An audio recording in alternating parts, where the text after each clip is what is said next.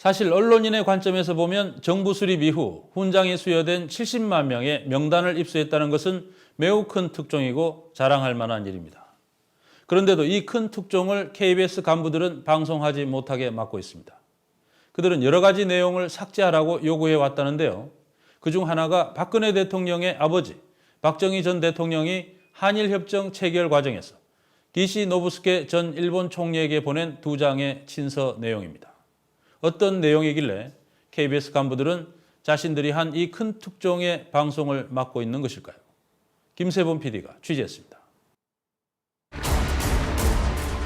박정희 전 대통령은 재임 기간 동안 일본인 70여 명에게 훈장을 줬습니다. 이 가운데 KBS 탐사보도팀 제작진이 특별히 주목한 사람은 기시 노부스케입니다.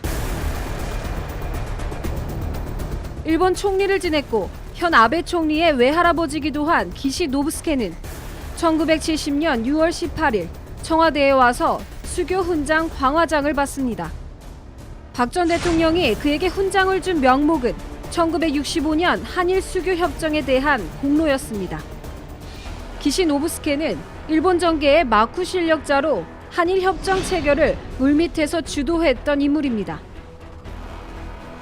그는 1936년 만주국의 산업 차관을 지내며 식민지 수탈을 주도했고 이후 태평양 전쟁 당시 일제의 상공부 대신을 맡아 군수물자 조달을 책임지는 등 수많은 조선인 청년을 강제 동원해 죽음으로 내몰았던 A급 전쟁 범죄자였습니다. 일본 아키타현에서 조선인이 가장 많이 끌려온 곳이 하나오카 광산이었다. 충남 당진군 출신만 80명 가까이 됐다. 모두 일본 상공성이 알선해서 징용된 사람들이다. 花岡鉱山は全部商工省の斡旋でした。で、その商工省の最高責任者、商工大臣が岸信介。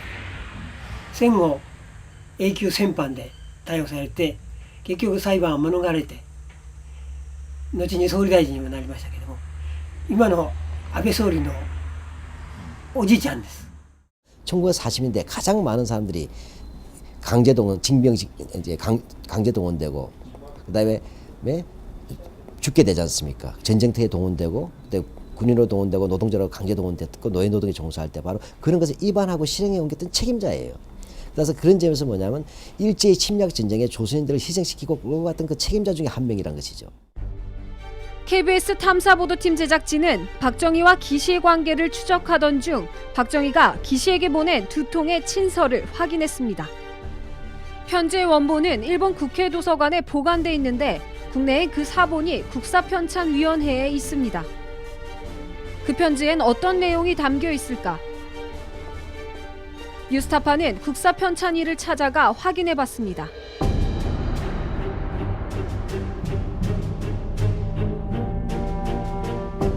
(5.16) 쿠데타로 집권한 박정희는 국가재건 최고회의 의장 자격으로 1961년 8월과 1963년 8월 당시 총리 자리에서 물러나 있던 기시 노부스케에게 친서를 보냅니다.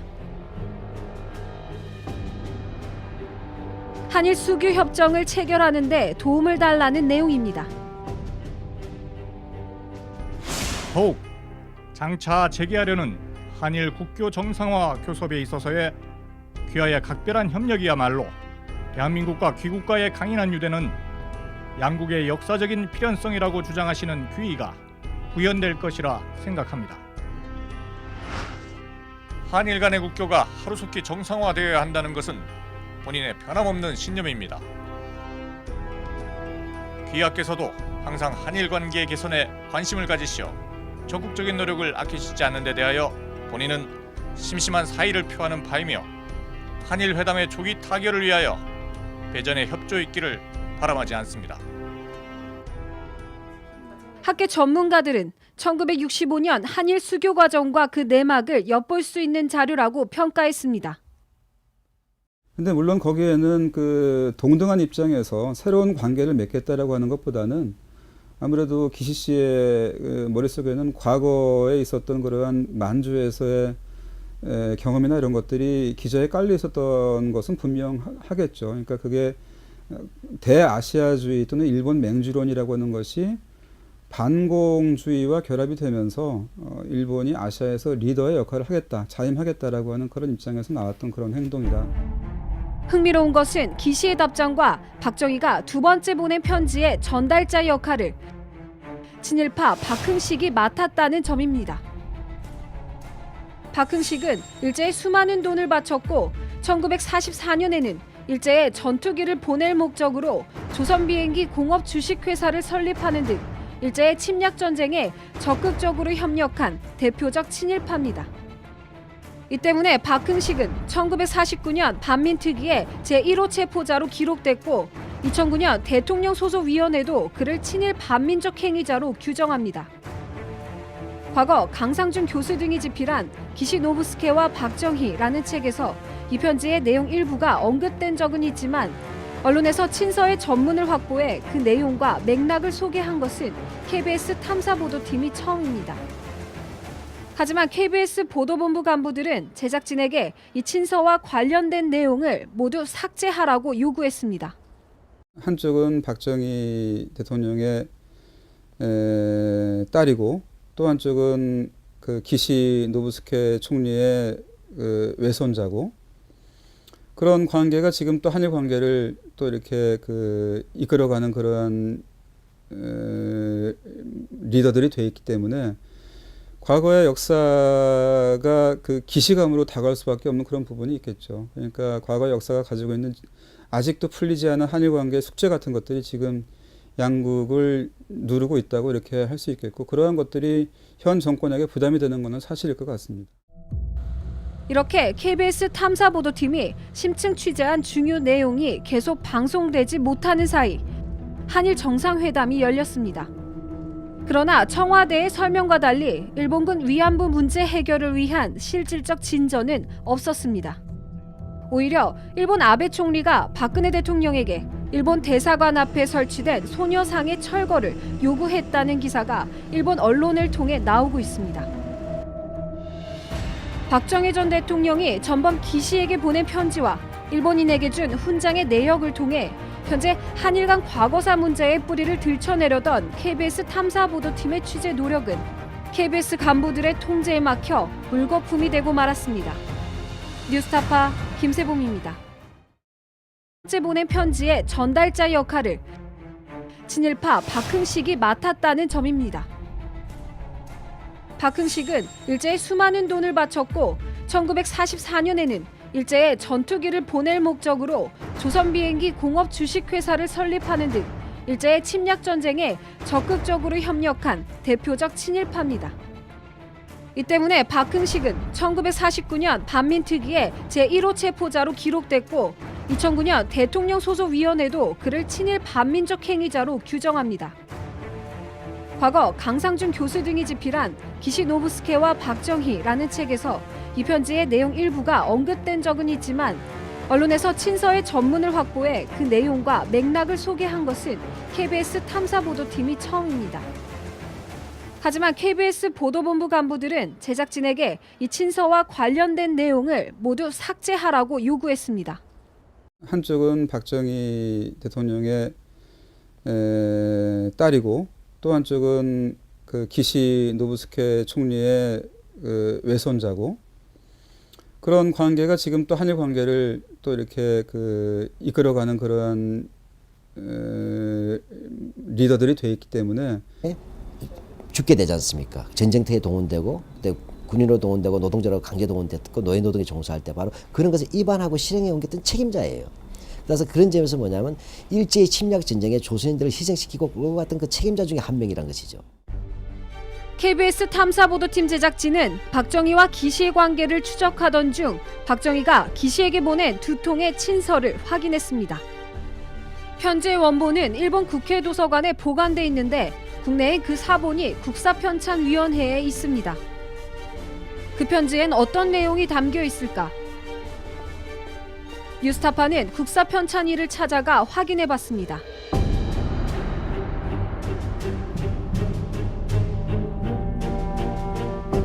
5.16 쿠데타로 집권한 박정희는 국가재건 최고회의 의장 자격으로 1961년 8월과 1963년 8월 당시 총리 자리에서 물러나 있던 기시노부스케에게 친서를 보냅니다.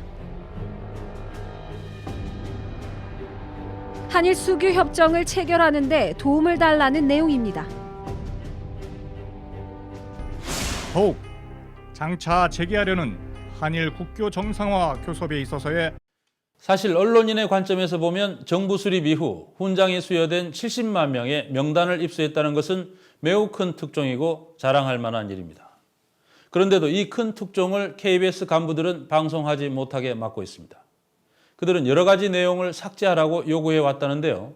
그중 하나가 박근혜 대통령의 아버지 박정희 전 대통령이 한일협정 체결 과정에서 기시노부스케 전 일본 총리에게 보낸 2장의 친서 내용입니다. 어떤 내용이길래 KBS 간부들은 자신들이 한 이 큰 특종의 방송을 막고 있는 것일까요? 김세범 PD가 취재했습니다. 박정희 전 대통령은 재임 기간 동안 일본인 70여 명에게 훈장을 줬습니다. 이 가운데 KBS 탐사보도팀 제작진이 특별히 주목한 사람은 기시노부스케입니다. 일본 총리를 지냈고 현 아베 총리의 외할아버지기도 한 기시노부스케는 1970년 6월 18일 청와대에 와서 수교 훈장 광화장을 받습니다. 박 전 대통령이 그에게 훈장을 준 명목은 1965년 한일 수교 협정에 대한 공로였습니다. 귀하의 각별한 협력이야말로 대한민국과 귀국가의 강인한 유대는 양국의 역사적인 필연성이라고 주장하시는 귀의가 구현될 것이라 생각합니다. 한일 간의 국교가 하루속히 정상화되어야 한다는 것은 본인의 변함없는 신념입니다. 귀하께서도 항상 한일 관계 개선에 관심을 가지시어 적극적인 노력을 아끼시지 않는 데 대하여 본인은 심심한 사의를 표하는 바이며 한일 회담의 조기 타결을 위하여 배전의 협조 있기를 바람하지 않습니다. 학계 전문가들은 1965년 한일 수교 과정과 그 내막을 엿볼 수 있는 자료라고 평가했습니다. 근데 물론 거기에는 그 동등한 입장에서 새로운 관계를 맺겠다라고 하는 것보다는 아무래도 기시 씨의 그 머릿속에는 과거에 있었던 그러한 만주에서의 경험이나 이런 것들이 기저에 깔려 있었던 것은 분명하겠죠. 그러니까 그게 대아시아주의 또는 일본 맹주론이라고 하는 것이 반공주의와 결합이 되면서 일본이 아시아에서 리더의 역할을 하겠다, 자임하겠다라고 하는 그런 입장에서 나왔던 그런 행동이다. 흥미로운 것은 기시의 답장과 박정희가 두 번 기시노부스케는 일본 정계의 마쿠 실력자로 한일 협정 체결을 물밑에서 주도했던 인물입니다. 그는 1936년 만주국의 산업 차관을 지내며 식민지 수탈을 주도했고 이후 태평양 전쟁 당시 일제의 상공부 대신을 맡아 군수물자 조달을 책임지는 등 수많은 조선인 청년을 강제 동원해 죽음으로 내몰았던 A급 전쟁 범죄자였습니다. 일본 아키타현에서 조선인이 가장 많이 끌려온 곳이 하나오카 광산이었다. 충남 당진군 출신만 80명 가까이 됐다. 모두 일본 상공성이 알선해서 징용된 사람들이다. で花川鉱山も全部商工省の斡旋でした。でその商工省の最高責任者商工大臣が岸信介、戦後永久戦犯で逮捕されて結局裁判を免れて後に総理大臣にもなりましたけども、今の安倍総理のおじいちゃんです。 1940년대 가장 많은 사람들이 강제동원, 징병식 이제 강제동원되고 그다음에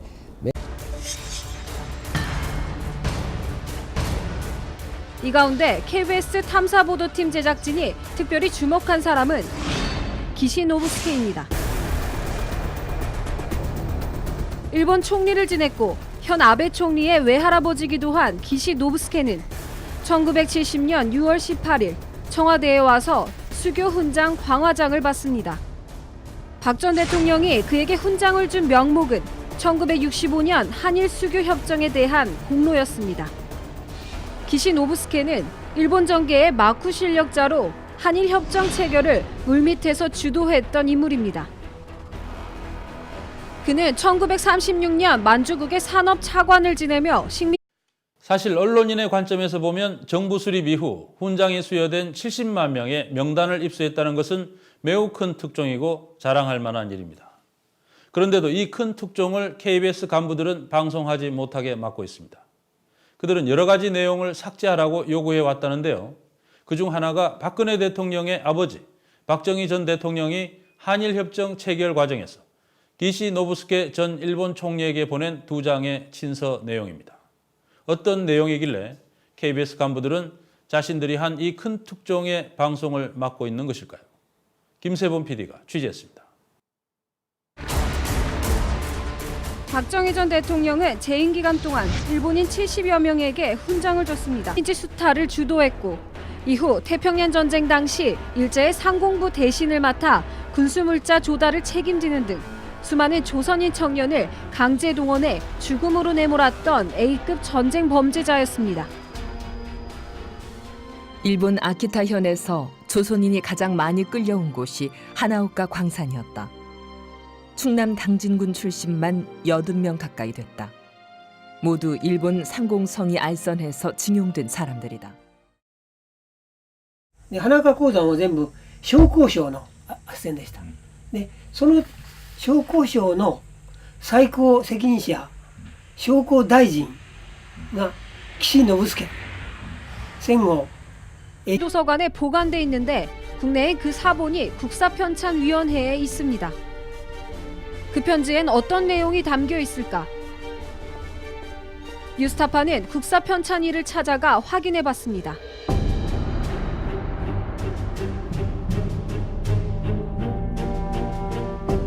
(5.16) 쿠데타로 집권한 박정희는 국가재건 최고회의 의장 자격으로 1961년 8월과 1963년 8월 당시 총리 자리에서 물러나 있던 기시 노부스케에게 친서를 보냅니다.